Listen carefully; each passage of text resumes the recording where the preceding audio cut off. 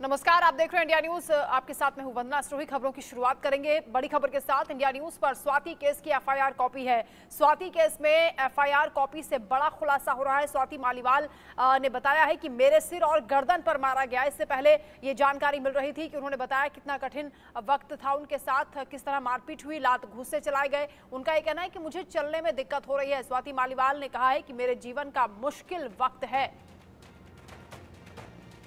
वहीं सीधा आपको लिए चलते हैं। प्रधानमंत्री नरेंद्र मोदी इस वक्त उत्तर प्रदेश के फतेहपुर में जनसभा को संबोधित कर रहे हैं। मंदिर पर ताला डलवाने का ख्वाब देख रहे हैं। सपा के बड़े नेता कहते हैं राम मंदिर तो बेकार है। इनका गठबंधन देखिए, इनके गठबंधन के लोग कहते हैं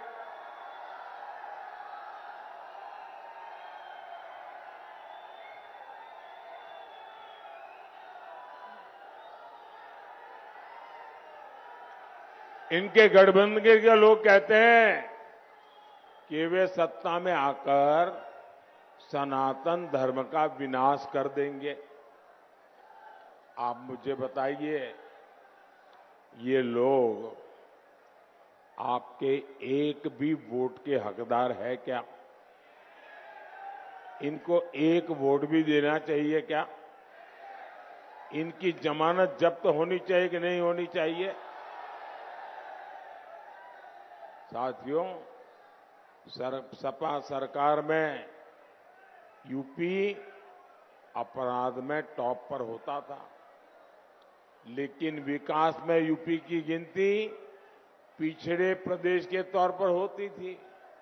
लेकिन आज उत्तर प्रदेश में भाजपा सरकार विकास में टॉप पर बना दिया है उत्तर प्रदेश को। आज यूपी सबसे ज्यादा एक्सप्रेस वे वाले राज्यों में टॉप पर है। आज सबसे ज्यादा एयरपोर्ट के मामले में यूपी टॉप पर है।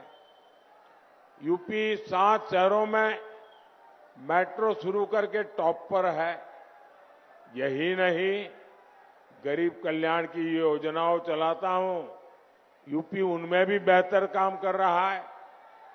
साथियों, जब मैं 2014 में केंद्र सरकार में आया था तो समझा था कि सपा के शहजादे को गरीब के दुख की, उनकी तकलीफों की थोड़ी बहुत समझ होगी।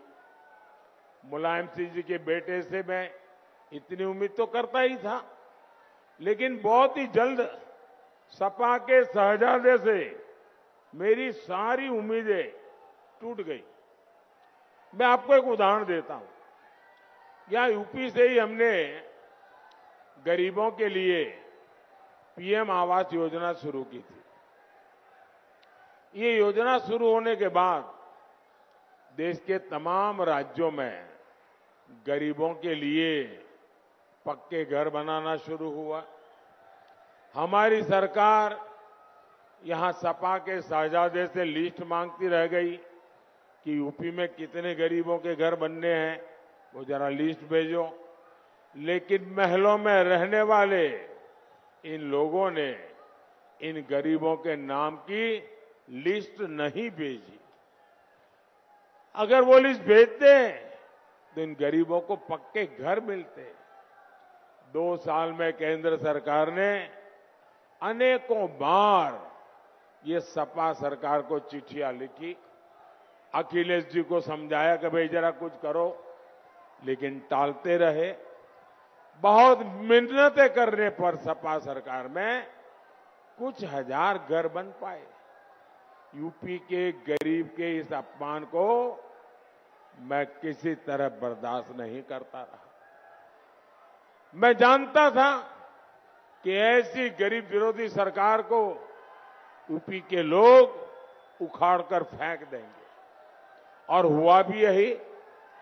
अब 2017 के बाद से यूपी में जब से भाजपा सरकार आई है, पीएम आवास योजना के घर तेजी से बनने शुरू हुए हैं। अब तक भाजपा सरकार शहरों में 15 लाख और गांवों में 35 लाख पक्के घर बनाकर गरीबों को दे चुकी है। और जिन्हें अब तक पक्के घर नहीं मिले हैं उन्हें भी मैं गारंटी दे रहा हूं, हर गरीब को पक्का घर मिलेगा, जरूर मिलेगा।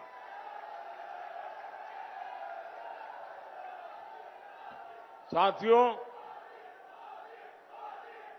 विकास कैसे होता है,